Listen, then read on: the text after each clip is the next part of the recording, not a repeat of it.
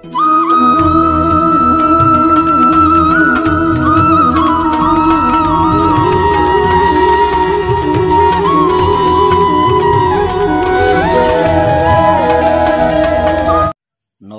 भगवती शरणम। दर्शक बंधु, राशिफल जानिबा आगु जानिबा आज पंचांग विषय रे। आज पौष मास कृष्ण पक्ष सोमवार आज अमावास्या तिथि, मूला नक्षत्र धनचंद्र वृद्धि जोग चतुर्थ 4 घंटा 3 मिनिट पर नागकरण भोग हेबो। दिनटे ऐशान्य कोण को यात्रा निषेध। आज मिथुन राशि घात 12 एवं तुला और कुंभ राशि घात चंद्र। राहु काल दिवा 7 घंटा 46 मिनिट रु दिवा 9 घंटा 8 मिनिट मध्य। अभिजित मुहूर्त दिवा 11 घंटा 35 मिनिट रु 12 घंटा 18 मिनिट मध्य। काल चक्र अनुसार आज ग्रह स्थिति: बृहस्पति वृष राशि, मंगल कर्कट राशि, केतु कन्या राशि, बुध विछा राशि, रवि चंद्रयुक्त होइकी धनु राशि, शनि शुक्रयुक्त होइकी कुंभ राशि एवं राहु मीन राशि गोचर करिवे। दिनटे पुष्कर दोष नास्ति। कन्या प्रथम रज दर्शन रात्रि 12 घंटा 49 मिनिट पर दोषयुक्त।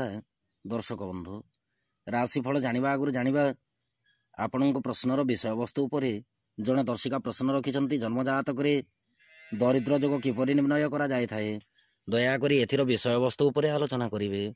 दर्शक बंधु, जन्म जातक जदि धन भावर अधिपति ग्रह एवं लाभाधिपति ग्रह, जी कि द्वितीय भावर अधिपति ग्रह एवं एकादश भावर अधिपति ग्रह, यही दुईटी ग्रह जदि जन्म जातक त्रिक स्थान बोलते षष्ठ स्थान, अष्टम स्थान एवं द्वादश स्थान, जदि एकादशाधिपति एवं द्वितीयाधिपति ग्रह जन्म जातक षष्ठ अष्टम द्वादश स्थान में अवस्थित होता ताहले जन्म जातक दरिद्र जोग संघटित होता है।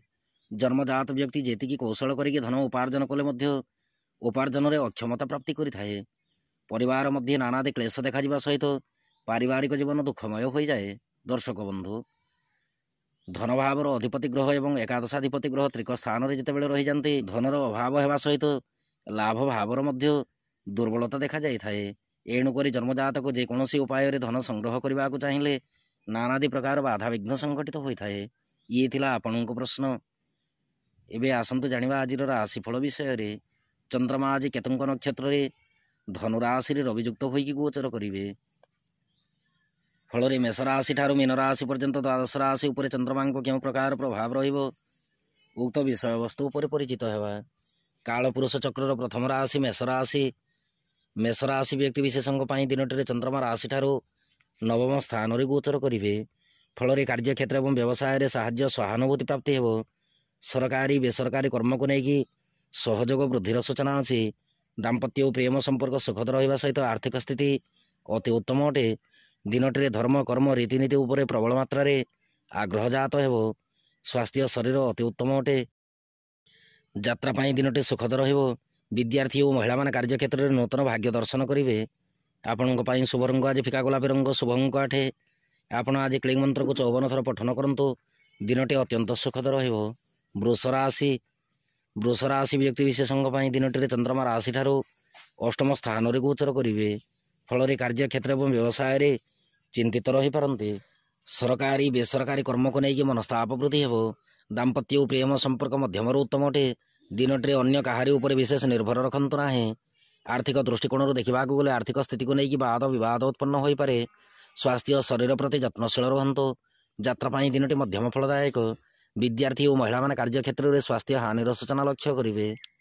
आपण शुभ रंग आज धवल वर्ण रंग, शुभ अंक 3। आपण आज दुर्गानाक्षरी मंत्र पठन करंतु। दिनटी अत्यंत सुखद रहिबो। मिथुन राशि।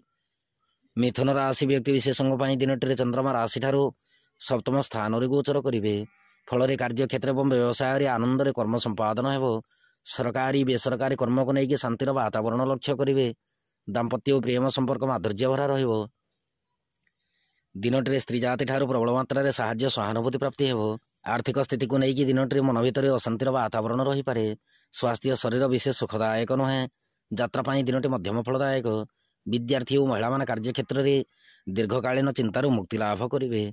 आपण शुभ रंग आज धवल वर्ण रंग, शुभ अंक 3। आपण आज ओं नमो भगवते वासुदेवाय नमः यह मंत्र को पठन करंतु। दिनटे अत्यंत सुखद रहिबो। कर्कट राशि। कर्कट राशि व्यक्ति विशेषों दिनटे चंद्रमा राशि ठारू षष्ठ स्थान में गोचर करेंगे। ଫଳରେ କାର୍ଯ୍ୟକ୍ଷେତ୍ର ଏବଂ ବ୍ୟବସାୟରେ ଆକସ୍ମିକ ଦ୍ରବ୍ୟ ଲାଭର ସୂଚନା ଅଛି। ସରକାରୀ ବେସରକାରୀ କର୍ମକୁ ନେଇକି ଅନୁତପ୍ତ ହୋଇପାରନ୍ତି। ଦାମ୍ପତ୍ୟ ଓ ପ୍ରେମ ସମ୍ପର୍କ ଆଦୌ ଶୁଭଦାୟକ ନୁହେଁ। ଆର୍ଥିକ ଦୃଷ୍ଟିକୋଣରୁ ଦେଖିବାକୁ ଗଲେ ଆର୍ଥିକ ସ୍ଥିତିକୁ ନେଇକି ବାଦ ବିବାଦ ଉତ୍ପନ୍ନ ହେବ। ସ୍ୱାସ୍ଥ୍ୟ ଶରୀର ପ୍ରତି ଧ୍ୟାନ ରଖନ୍ତୁ। ଯାତ୍ରା ପାଇଁ ଦିନଟି ମଧ୍ୟମ ଫଳଦାୟକ। ବିଦ୍ୟାର୍ଥୀ ଓ ମହିଳାମାନେ କାର୍ଯ୍ୟକ୍ଷେତ୍ରରେ ବନ୍ଧୁ ଗହଣରେ ସମୟ ଅତିବାହିତ କରିବେ। ଆପଣଙ୍କ ପାଇଁ ଶୁଭ ରଙ୍ଗ ଆଜି ଫିକା ଗୋଲାପୀ ରଙ୍ଗ, ଶୁଭ ଅଙ୍କ 4। ଆପଣ ଆଜି ଗାୟତ୍ରୀ ମନ୍ତ୍ରକୁ 54 ଥର ପଠନ କରନ୍ତୁ। ଦିନଟି ଅତ୍ୟନ୍ତ ସୁଖଦ ରହିବ। ସିଂହ ରାଶି ବ୍ୟକ୍ତି ବିଶେଷଙ୍କ ପାଇଁ ଦିନଟିରେ ଚନ୍ଦ୍ରମା ରାଶିଠାରୁ ପଞ୍ଚମ ସ୍ଥାନରେ ଗୋଚର କରିବେ। ଫଳରେ କାର୍ଯ୍ୟକ୍ଷେତ୍ର ଏବଂ ବ୍ୟବସାୟରେ ପରଚର୍ଚ୍ଚାରେ ସମୟ ଅତିବାହିତ ହେବ। ସରକାରୀ ବେସରକାରୀ କର୍ମକୁ ନେଇକି ଉପରିସ୍ଥ କର୍ମଚାରୀଙ୍କ ଠାରୁ କଟୁ ଭାଷା ଶୁଣିପାରନ୍ତି। ଦାମ୍ପତ୍ୟ ଓ ପ୍ରେମ ସମ୍ପର୍କ ସଦୃଢ଼ ରଖିବା ସହିତ ସନ୍ତାନ ସନ୍ତତିଙ୍କ କାର୍ଯ୍ୟକଳାପ ଉପରେ କଡ଼ା ନଜର ରଖନ୍ତୁ। ଆର୍ଥିକ ଦୃଷ୍ଟିକୋଣରୁ ଦେଖିବାକୁ ଗଲେ ଦିନଟିରେ ଅର୍ଥାଭାବର ସୂଚନା ଜଣାଯାଏ। ସ୍ୱାସ୍ଥ୍ୟ ଶରୀର ପ୍ରତି ଧ୍ୟାନ ରଖନ୍ତୁ। ଯାତ୍ରା ପାଇଁ ଦିନଟି ମଧ୍ୟମ ଫଳଦାୟକ। ବିଦ୍ୟାର୍ଥୀ ଓ ମହିଳାମାନେ କାର୍ଯ୍ୟକ୍ଷେତ୍ରରେ ବିରକ୍ତି ଭାବ ପ୍ରକାଶ କରିବେ। ଆପଣଙ୍କ ପାଇଁ ଶୁଭ ରଙ୍ଗ ଆଜି ରକ୍ତବର୍ଣ୍ଣ ରଙ୍ଗ, ଶୁଭ ଅଙ୍କ 1। ଆପଣ ଆଜି ତୁଳସୀ ଚଉରା ମାଟିକୁ କପାଳରେ ତିଳକ ରୂପେ ଧାରଣ କରନ୍ତୁ। ଦିନଟି ଅତ୍ୟନ୍ତ ସୁଖଦ ରହିବ।